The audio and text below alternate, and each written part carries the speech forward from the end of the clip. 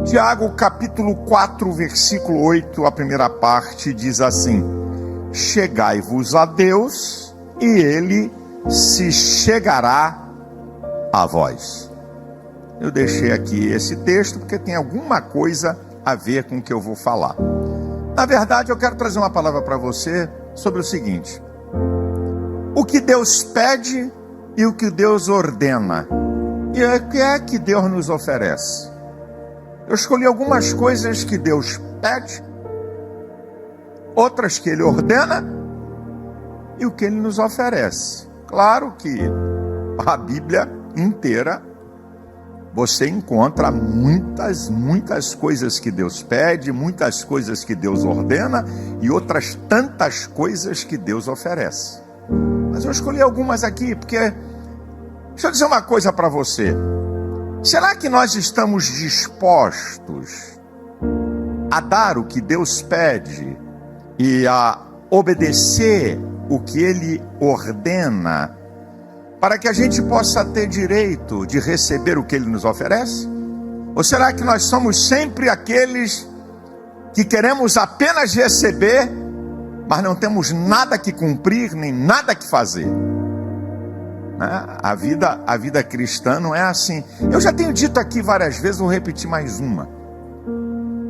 Deus, na maioria das vezes, reage às nossas atitudes do que propriamente age, usando a soberania do seu poder. Vou repetir. Deus, na maioria das vezes, reage às nossas atitudes do que propriamente age, usando a soberania do seu poder. O próprio texto que eu acabei de ler. Chegai-vos a Deus, minha ação. Reação de Deus, Ele chegará a vós. Salvação, aquele que crê, minha ação. Reação de Deus, eu te salvo. Então, Deus trabalha muito reagindo conforme as nossas atitudes. Então eu escolhi algumas coisas que Deus pede, que vocês já sabem, eu só estou lembrando, não vou falar nada aqui que você não sabe, não estou sendo nem demagogo, nem falsa humildade, eu não vou falar nada aqui que nunca ouvi falar, não, você já ouviu bastante, mas vai ouvir mais uma vez, sabe? Até para ficar edificado na tua mente, no teu coração. Não vou falar nada que você nunca ouviu de ninguém, nunca ouviu de pregador nenhum. Não é nada disso não. Eu quero lembrar você, porque é importante de vez em quando a gente parar para fazer uma análise crítica, né? Se nós só queremos que Deus nos dê as coisas e não tem nenhuma contrapartida da nossa parte, sabe? Então eu quero mostrar algumas coisas aqui. Vamos começar com um texto? Eu começo com um texto. O texto é um pedido, não é uma ordenança. Chegai-vos a Deus. É um pedido, não está mandando você chegar. Porque essa primeira palavra aqui tem muito a ver com livre-arbítrio. Então, quando se envolve questões de livre-arbítrio, você não vê questões de ordenança. Você, Deus, dando sugestão, ou Ele pedindo. Então, a primeira coisa aqui que eu quero colocar para você é o que Ele está pedindo e não está ordenando. É um pedido. Chegue-se a Deus. Agora, existem algumas coisas básicas para você chegar a Deus, que eu quero lembrar você. Certo? Isso aqui é um pedido. Olha, chegue a Deus. Tá, ok. E como é que se chega a Deus? Primeiro, é o óbvio, mas eu tenho que falar. Você tem que desejar chegar a Deus. Você é que tem que desejar se aproximar de Deus. Não pode ser um ato obrigatório, constrangedor. É você que tem que desejar. Aquilo que está lá no Salmo 42, como o servo brama pelas correntes das águas, a minha alma suspira por ti, ó Deus. A minha alma tem sede de Deus, do Deus vivo. Quando entrarei e me apresentarei diante da sua presença? Então, o salmista está dizendo que ele tem sede, a minha alma tem sede. Um dos instintos mais veementes do ser humano. Eu tenho desejo profundo de estar perto de Deus. Então, primeira coisa, meu queridão, o que ele está pedindo, chegai-vos a Deus, tem que desejar. Caramba, vou ter que chegar perto de Deus, que coisa, não quero nada, vou fazer, né? Não, você decide. Em segundo lugar, só óbvio que eu estou falando aqui. Se você quer se aproximar de Deus, você tem que trazer a sua fé. Porque Hebreus 11:6 diz que sem fé é impossível agradar a Deus. Você não vai chegar e se aproximar de Deus com lógica, com intuição, com percepção. Você não vai chegar. Você vai chegar perto de Deus através da fé. Uma outra maneira para você se aproximar de Deus, que está no Salmo 51, versículo 17. Um coração quebrantado e arrependido, contrito, a mesma coisa, não desprezará o Senhor. Quebrantado, que reconhece seu pecado, que reconhece sua falha, e arrependido, eu não quero essa vida, Deus não despreza. Atos 3,19 diz: arrependei-vos, pois, e convertei-vos, para que sejam apagados os vossos pecados, e venha o tempo de refrigério pela presença do Senhor. Ninguém vai chegar perto de Deus com arrogância. Ninguém vai chegar perto de Deus, não, porque Deus tem que mostrar, tem que manifestar, tem que falar comigo. Isso, coitado. Ninguém. É com quebrantamento e com arrependimento. Você quer estar perto de Deus? Tem uma coisa interessante. A confissão leva à purificação que nos aproxima de Deus. Olha o que diz 1 João 1, a partir do versículo 7. Se andarmos na luz como Ele na luz está, o sangue de Jesus Cristo, seu Filho, nos purifica de todo pecado. Se dissermos que não temos pecados, enganamos a nós mesmos, não há verdade em nós. Mas se confessarmos os nossos pecados, Ele é fiel e justo para perdoar os pecados e nos purificar de toda injustiça. Então, tem uma confissão e tem uma purificação pelo sangue de Cristo. E aí Efésios 2:13 diz: vós que estáveis longe, pelo sangue de Cristo chegastes perto. Como o sangue de Jesus remove o pecado, e o pecado é que faz divisão entre Deus e o homem, Isaías 59, a mão do Senhor não está encolhida, não é? Deus não está encolhido, nem o seu ouvido agravado, mas as vossas iniquidades fazem separação entre vós e vosso Deus. Então, quando há confissão, o sangue de Jesus purifica e te leva para perto de Deus. Bem, eu estou dando aqui o óbvio para você. Você quer estar perto do Senhor, Ele pede para você estar. Chegue-se a mim, fique aqui perto de mim. Tenha relacionamento comigo. Essa é a ideia.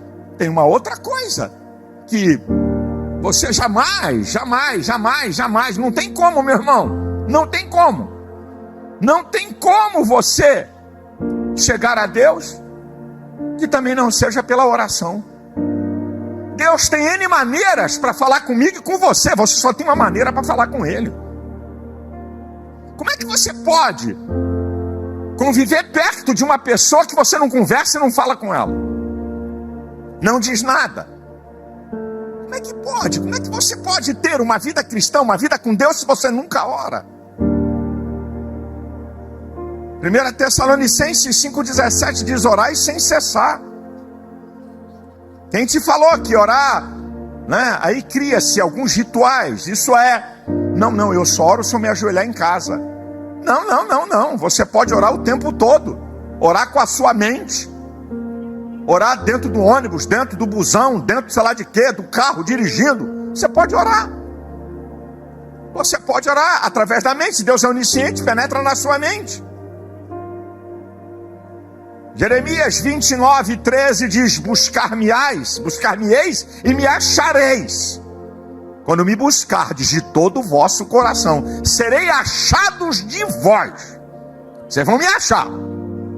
Se você me buscar de todo o coração, você vai achar um Deus grande, tremendo, poderoso, magnífico, para abençoar a sua vida.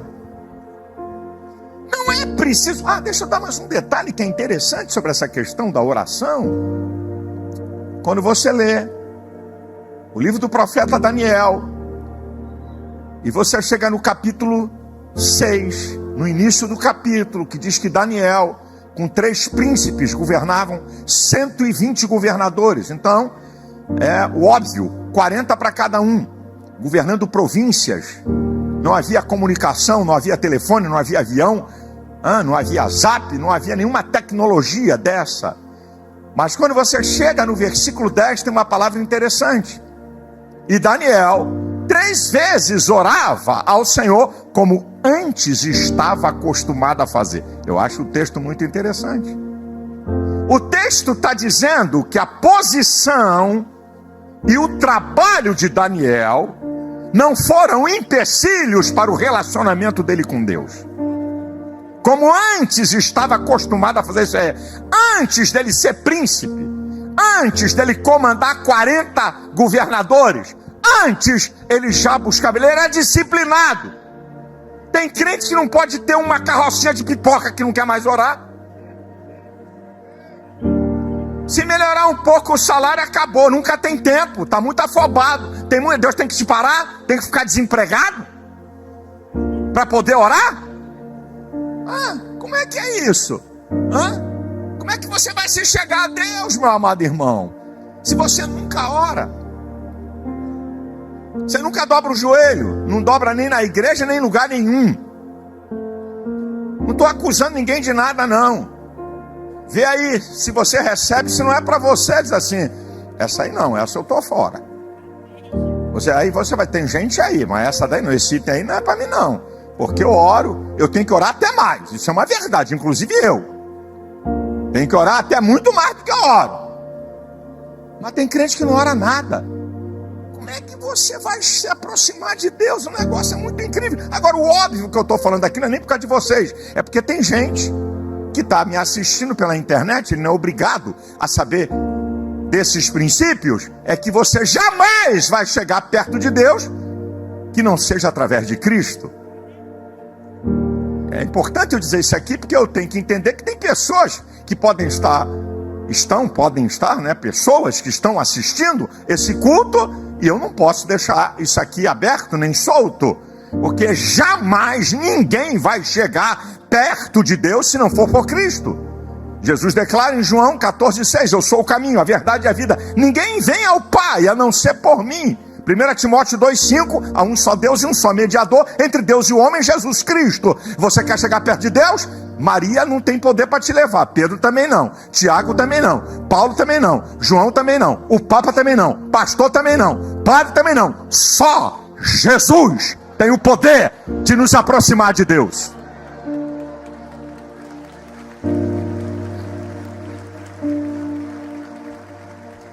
Segundo lugar, agora não é um pedido, agora já é uma ordenança o que eu vou colocar. Agora não está pedindo, agora está ordenando. O que é? Uma vida santa. A vida santa não é um opcional do Evangelho, de você achar que pode, ou que deve, ou que não deve. A vida santa é um estilo da vida cristã. A vida santa é um estilo da vida cristã. Agora olha, presta atenção. 2 elementos fundamentais que vão te santificar. Está tudo na Bíblia, gente. 1 Timóteo capítulo 4, versículo 5. Que pela oração e pela palavra de Deus, toda criatura é santificada. Você quer ter uma vida santa? Ore e leia a palavra. A oração e a palavra têm o poder de santificar você. É o que o apóstolo Paulo está dizendo. Ser santo é cada vez mais perto de Deus e cada vez mais longe do pecado. É a manifestação da vontade soberana de Deus. É a vontade soberana de Deus. 1 Pedro, capítulo 1, versículo 15 e 16. Como é santo aquele que vos chamou, sede santo em toda a vossa maneira de viver, como está escrito, sede santo porque eu sou santo. Isso é, sede, olha o emprego do verbo. É ser hoje, ser amanhã, ser sempre. 1 Tessalonicenses 4:3 diz: esta é a vontade de Deus, a vossa santificação, que vos abstenhais da prostituição. Cada um saiba possuir o seu vaso em santificação e honra. Isso é o seu corpo. E depois vai dizer no versículo 7, Deus não nos chamou para a impureza, mas para a santificação. Então, a santificação é um estilo da vida cristã. É uma ordenança, não é uma opção que você pratica ou não pratica. Terceiro, também não é um pedido. É uma ordenança porque é um princípio. E esse aqui eu falo sempre e estou falando de novo. Dízimos e ofertas. Não está pedindo. Dízimos e ofertas não são regras. É princípio. Antes da lei. Gênesis 14:20. Abraão deu dízimo de tudo a Melquisedeque. Na lei, você já conhece o texto de Malaquias, capítulo 3, do versículo 8 ao 10. Trazei os dízimos. Não está dizendo nada. Se você achar, dê dízimo. Aí você vai para o Novo Testamento. Jesus estava no templo quando ele falou isso, Mateus 22, versículo 21. Dai a César o que é de César e dai a Deus o que é de Deus. Isso aí. Pague o tributo a César e traga o dízimo. Ele estava falando no templo. E dê a Deus o dízimo. E depois Hebreus 7:8. Aqui dão dízimo a homens que morrem. Na antiga dispensação. Ali, na nova, aquele de que vive para sempre. O dízimo não foi abolido na nova aliança. Então ele não pede, ele ordena. Então, aquilo que está ordenado, o princípio, aquilo que está no Novo Testamento com contextos, então você pode ir lá no Antigo Testamento e ver os princípios que determinam, as regras que determinam esse princípio. Então, o Senhor está dizendo, trazei. Não está pedindo. Quarto, essa aqui é interessante. Quarto lugar, também não é um pedido, é uma ordenança. 1 João, capítulo 4, versículo 20 e 21. Aquele que diz, eu amo a Deus e aborrece a seu irmão é mentiroso. Como é que não ama a seu irmão que vê? Como é que pode amar a Deus que não vê? Aí vem a sentença do 21. Dele temos esse mandamento. Mandamento, ordenança. Quem ame a Deus, ame também a seu irmão. Amar o irmão não é opcional. E aqui está uma prova que amar é uma decisão da vontade, porque é mandamento. Mandamento você decide obedecer ou não. Dele temos esse mandamento. Quem ame a Deus, ame também a seu irmão. Se é um mandamento, eu decido obedecer ou não. Tem gente que pensa que amar é uma coisa que não sei se entrou pelo nariz, pela boca, pelo cabelo, sei lá, veio de repente assim, eu nem sei, passei a amar. Amo ela, não sei como é que é esse negócio. Eu olhei para ela assim, disse, estou amando você. Estou amando ele.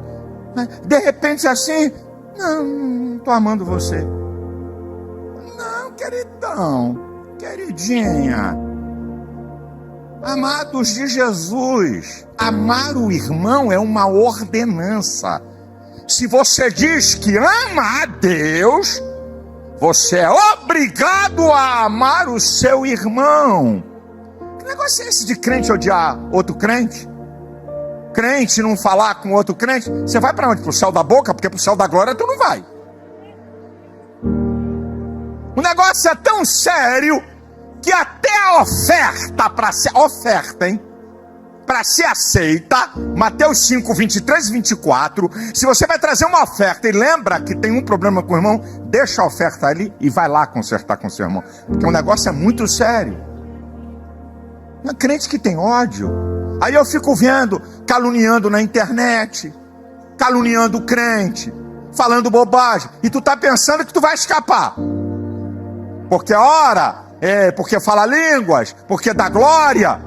Meu irmão, isso é muito sério. Por isso que eu digo aqui, olha, quer falar mal da ADVEC, quer falar mal de pastor, quer brigar com o irmão, na internet, sai daqui primeiro. Ok? Porque se eu pegar com provas, ou você se arrepende rapidinho, ou eu suspendo você da comunhão. Eu não abro mão desse negócio. Eu não. Se vir com provas, calúnia, eu vou chamar para dar uma chance. Aqui, meu irmãozão. Dá para pedir perdão?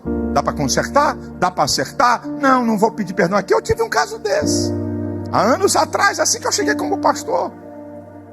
Camarada usando rede social para brigar com outro, para caluniar, para difamar. Eu chamei o cara. Falei, queridão, é isso aqui? É você? É, sou eu mesmo, porque fez isso aqui. Apaga. Não vou apagar. Não. Na minha frente, eu falei, poxa, que coisa, que fantástico. Você não vai apagar? Você está suspenso da comunhão. E tem um detalhe que eu queria te avisar, que está na Bíblia, em Mateus 18:16. O que a igreja liga na terra é ligado no céu. O que ela desliga na terra é desligado no céu. A igreja tem poder de ligar e desligar alguém. Não brinca com isso, não. Ah, quer me excluir, me exclui. Quer me... É mesmo? Você acha que é assim? Você acha que é assim? Eu falei, está encerrada a conversa, pode sair da sala. Uma outra vez, um outro problema numa igreja filial. Aí o dirigente me trouxe aí, pastor, como é que é isso aí? Não, eu chamei e disse que não vai tirar nada da internet, não vai tirar da rede social, não. Avisa, se não tirar, um obreiro, avisa ele, se não tirar, eu vou suspender ele do hall de membros. Depois me dá a informação. Aí o pastor da filial foi e falou, ele disse que pode suspender ele. Rapaz, tem gente, sabe, tão dura, de coração dura, insensível, religioso dentro da igreja, fala língua estranha, dá glória a Deus, mas não perdoa o irmão. Sabe o que isso mostra? Quando você não perdoa um irmão, porque ele, eu não estou dizendo que você não foi ofendido. Quando você é ofendido, caluniado, difamado, e que você não quer perdoar, isso mostra a sua mediocridade de vida cristã. Existem 4 tipos de crentes na igreja, ou cristãos na igreja. Tem 4 tipos. Não tem um, não. 4. Carnais, meninos, fracos e fortes. 4. Está aqui os 4. Então, quando você não quer perdoar, você está mostrando que você é carnal. Em primeiro lugar.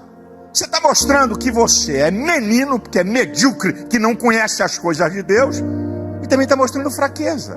Porque a Bíblia diz, o que é o crente forte? Nós que somos fortes, devemos suportar a fraqueza dos fracos e não agradar a nós mesmos. Isso está na Bíblia. Cada um busca o interesse do outro, não propriamente seu. Então Deus está me usando para falar aqui. Você está com algum problema com o irmão? Calúnia, difamação? Acerta, meu filho.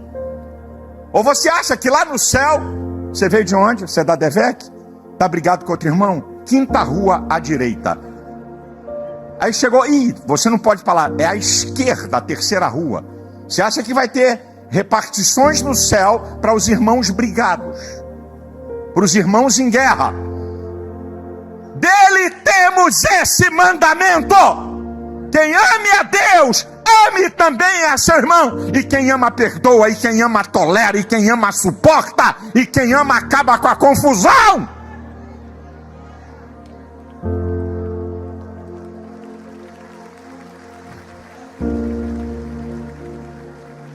Agora, em 5º lugar, 3 coisas que Deus pede.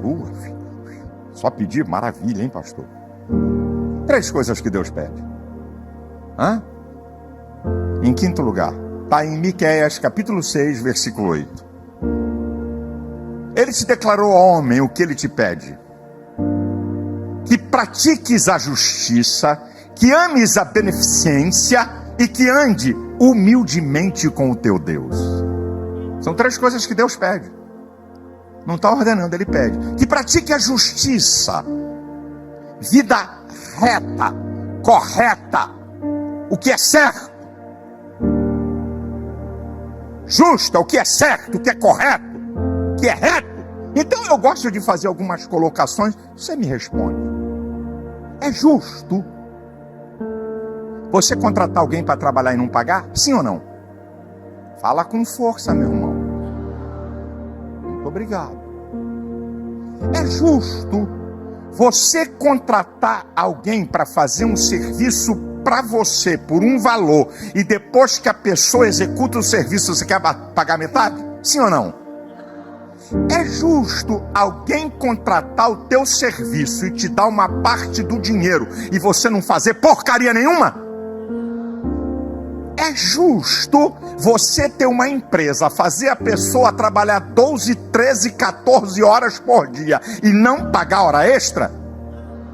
Também é justo você entrar na justiça para querer arrumar um direito que você não tem em cima de um patrão porque outros arrumaram? Eu também quero fazer uma pergunta. É justo você ter uma empregada doméstica na tua casa e dar folga de 15 em 15 dias e ela trabalhar 12, 14 horas por dia? Você tem folga de 15 em 15 dias? Não fiquem me dando, falam não com força. É o que eu vejo. Crente, contrata uma doméstica, folga de 15 em 15 dias. E tu, gostosão, tem folga todo sábado e todo domingo. E a empregada doméstica trabalha de 6 da manhã a 10 da noite. Que princípio de justiça é esse? É justo você pegar alguma coisa de outro sem pedir? É justo você comprar e não pagar?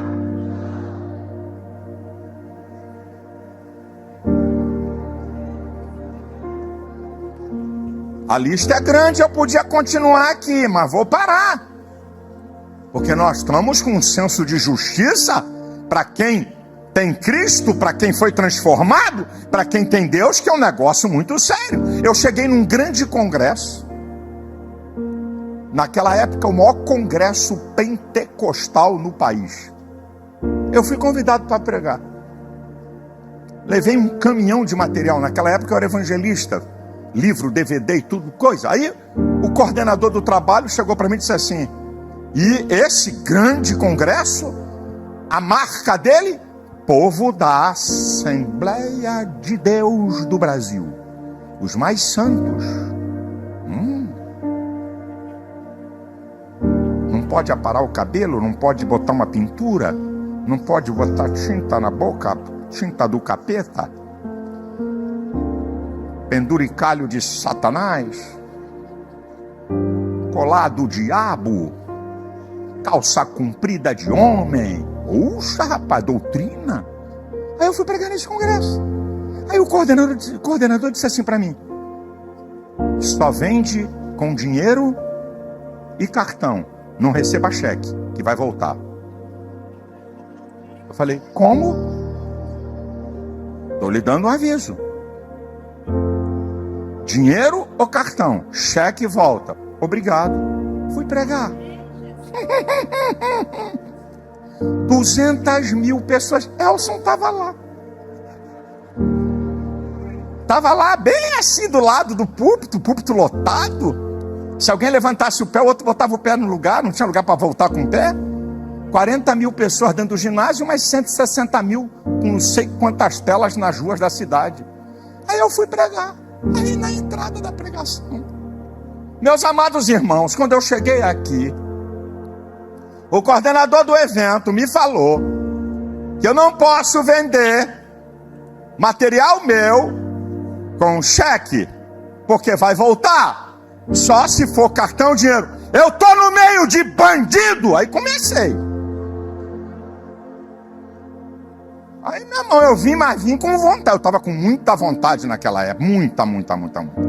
Tá lá o vídeo, a mensagem está lá até hoje. É um dos vídeos mais vistos até hoje.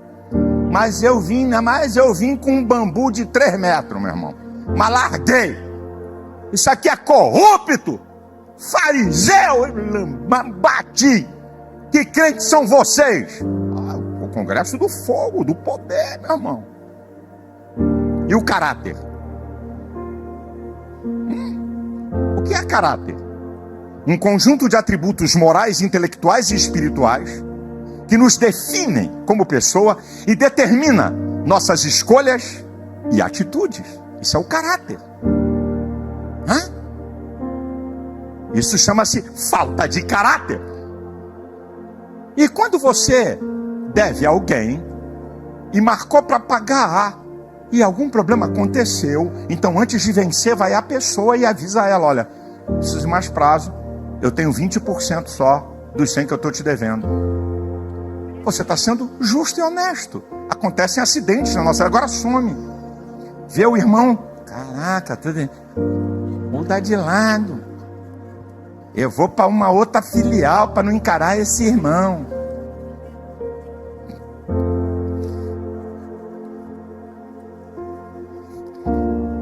Olha aqui, ó.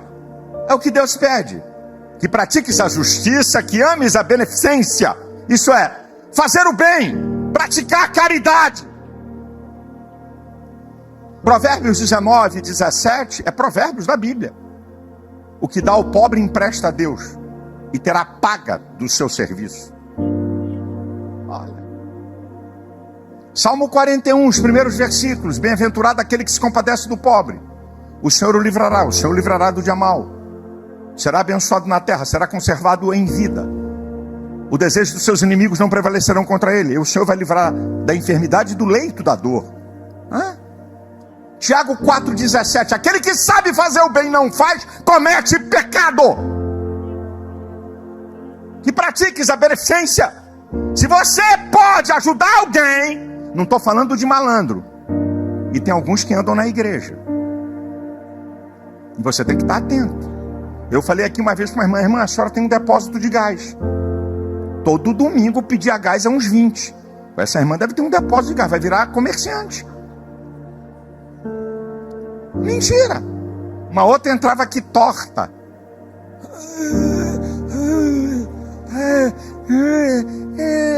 Quando sai do portão para fora.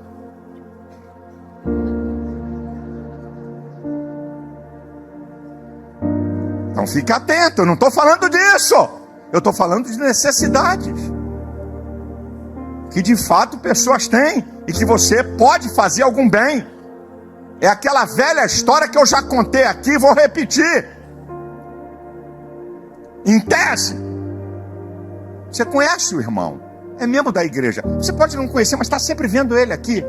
Aí, uma pessoa que tem dignidade, principalmente se for homem, não estou dizendo que mulher não tem, mas para isso, o homem, como ele é o provedor, é mais difícil. Mas vamos lá, estou falando em tese para você entender, né? Ô irmão, eu estou com a minha luz da minha casa, se eu não pagar até amanhã eu vou cortar. Eu estou sem emprego, estou vendo um momento difícil. Ore por mim.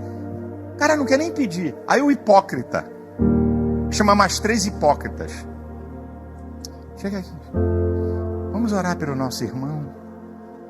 A conta de luz dele vai ser cortada amanhã se ele não pagar. Ajoelha, meu irmão. Aí se é pentecostal, sapateia, fala língua estranha e até libera a palavra: Senhor, envia um anjo para a rua do teu servo. Não deixa Light chegar lá. Põe um anjo com a espada de fogo. Quebra o carro da Light.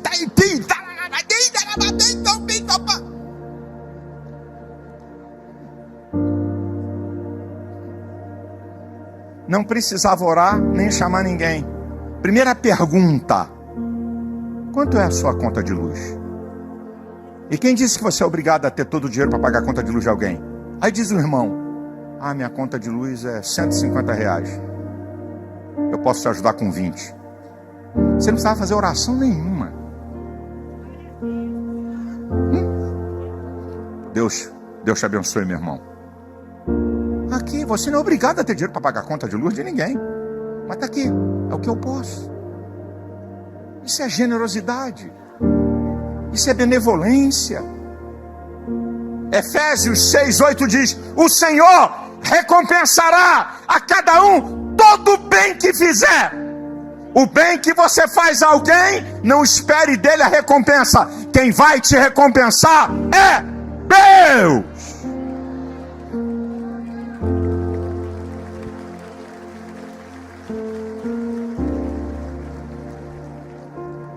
E andes humildemente com o teu Deus. Isso é, se submeta a Deus. Reconheça a autoridade de Deus. É isso que está dizendo o texto. Andes humildemente com o teu Deus. Reconheça que Ele é Senhor, que Ele é absoluto, que Ele está na direção da sua vida.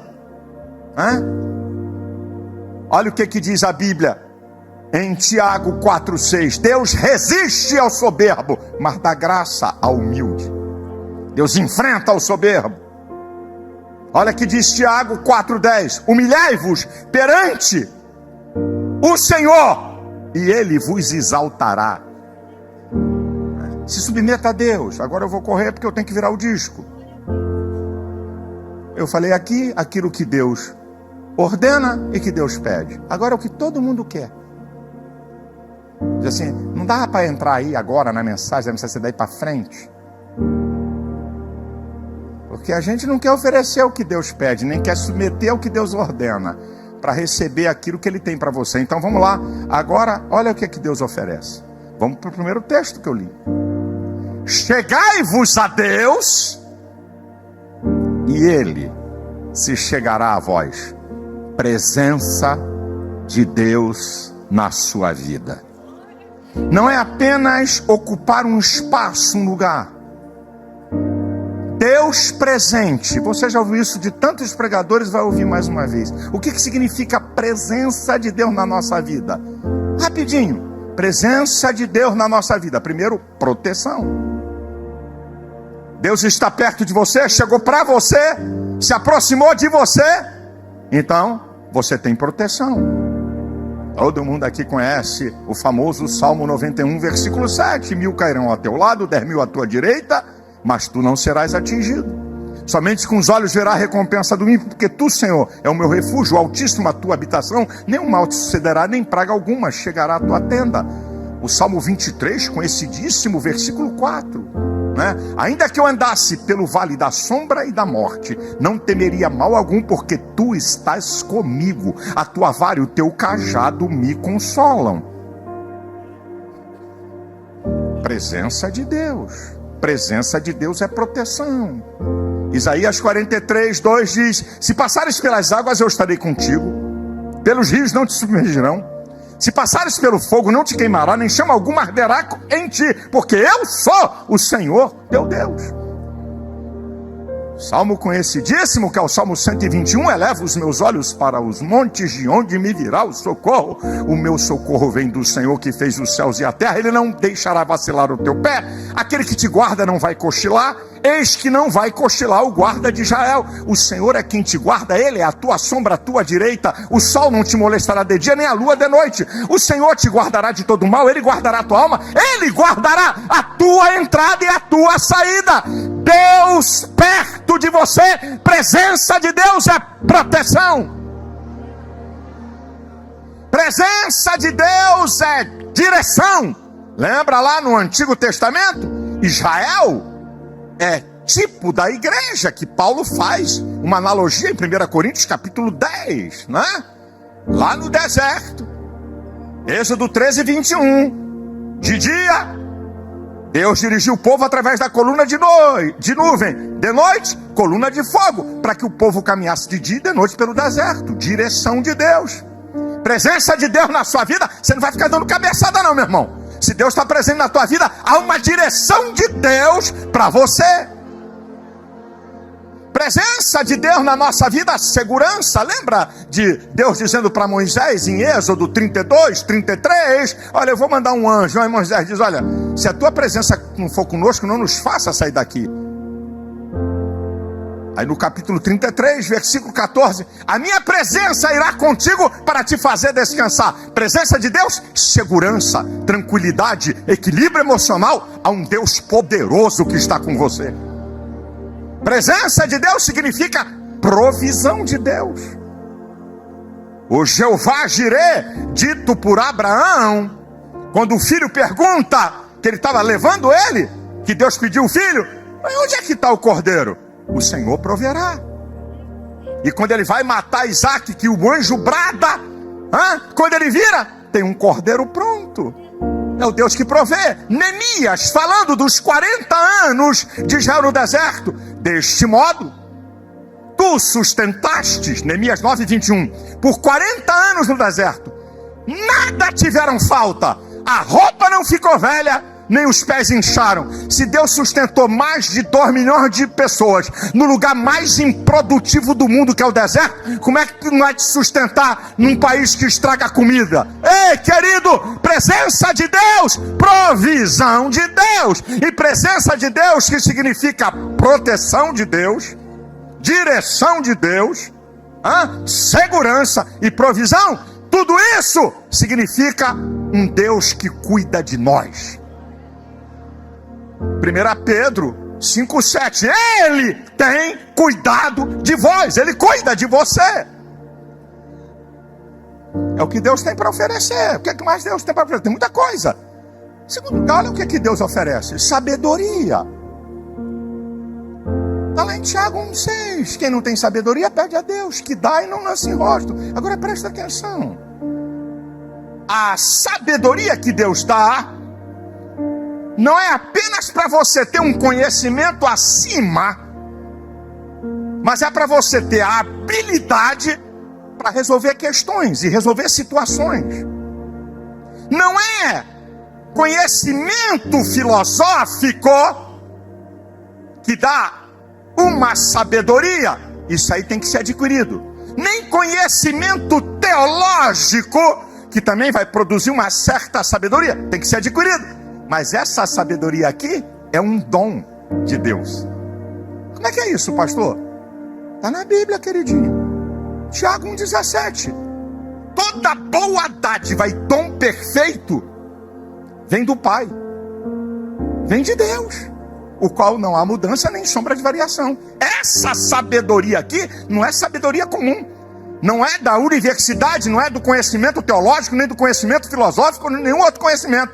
É Deus que te dá uma capacidade para discernir pessoas, discernir ambientes, para ter habilidade para resolver questões. E você nunca frequentou uma faculdade. Deus oferece sabedoria. Você está precisando? Pede a Deus que Ele dá.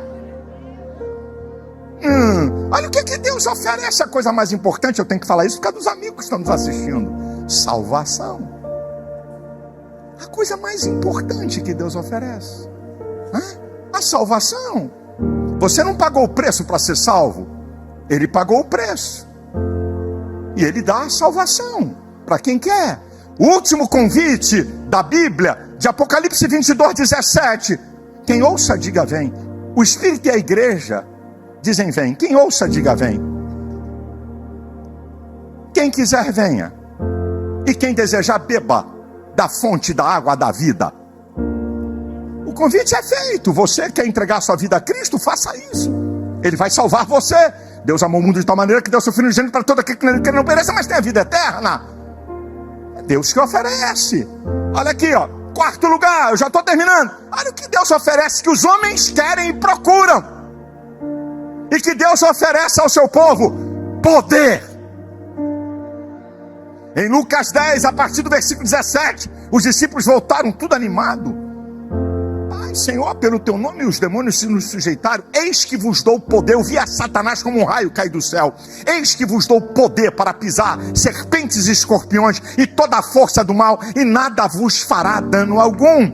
Atos 1:8, e recebereis o poder do Espírito Santo que há de vir sobre vós. Ei, querido, Deus quer te dar poder, e eu declaro aqui: você tem poder. Não é poder temporal, não é poder humano, não é poder militar, não é poder político. Não estou falando desses poderes. É poder de Deus na sua vida, para uma vida vitoriosa, para romper o pecado, vencer o capeta e prosseguir vitorioso. Olha o que é que Deus tem para dar. Quinto lugar, olha o que é que Deus tem para dar. Muito mais. O que é, pastor? Muito mais. Mas como é que é esse negócio? Muito mais. Efésios 3, 20 e 21. Ora, aquele que é poderoso para fazer tudo mais abundantemente, além do que pedimos ou pensamos, segundo o poder que nós opera Ele. Glória na igreja por Jesus Cristo em todas as gerações. Olha que coisa linda. Aquele que é poderoso para fazer tudo completo, abundante, com sobra, além, numa dimensão inimaginável. Deus não faz nada pela metade, nem em conta-gotas. O que Deus tem para você, recebe aí se você quer. O que Deus realmente tem prometido a você, e Ele oferece para você, Ele vai fazer de maneira completa, vai fazer com sobra, e vai fazer numa dimensão inimaginável, além do que pedimos ou pensamos. É o que Deus tem para oferecer para você. Agora eu vou terminar aqui dizendo uma coisa para você, que Deus não pede, não ordena e nem oferece. Interessante. Interessante, não pede. Quando Jesus fala em João 4:21, a hora vem e agora é, que os verdadeiros adoradores adorarão em espírito e em verdade, e o Pai procura os tais que assim o adorem. Em espírito, não precisa de contato, de ponto de contato, não precisa de imagem, e em verdade, Jesus está falando dele. Não existe adoração que não passe por Cristo. Em espírito e em verdade, Jesus é a verdade. Não pede, não oferece, não exige, mas Ele procura. Todo tipo de gente procura a Deus. Todos os níveis e classes sociais procuram Deus. Crentes procuram Deus, procuram bênçãos. Mas olha que coisa linda, uma categoria de gente que é Deus que procura: verdadeiros adoradores. E verdadeiro adorador não é porque você expressa através da boca palavras, é porque a sua vida é uma demonstração de adoração. Como Paulo diz em 1 Coríntios 10:31, quer comais, quer bebais, quer façais outra qualquer coisa, fazei tudo para a glória de Deus. A sua vida, no seu trabalho, nos relacionamentos sociais, nas adversidades e dificuldades da vida, no dia a dia, na vitória, na bonança, na escassez, a sua vida é uma manifestação de adoração a Deus. E se Deus procura alguém, Deus não procura alguém para maltratar. Deus não está procurando alguém para bater. Se Ele procura alguém, é porque Ele tem bênçãos, Ele tem portas abertas, Ele tem respostas, Ele tem milagres. Será que aqui essa noite tem verdadeiros adoradores para o Senhor o procurar? Você pode expressar a sua adoração através do louvor. A Ele a glória, a Ele a honra, a Ele o louvor. Sejas adorado, digno és, Senhor, de receber a honra, a glória, o poder e a majestade.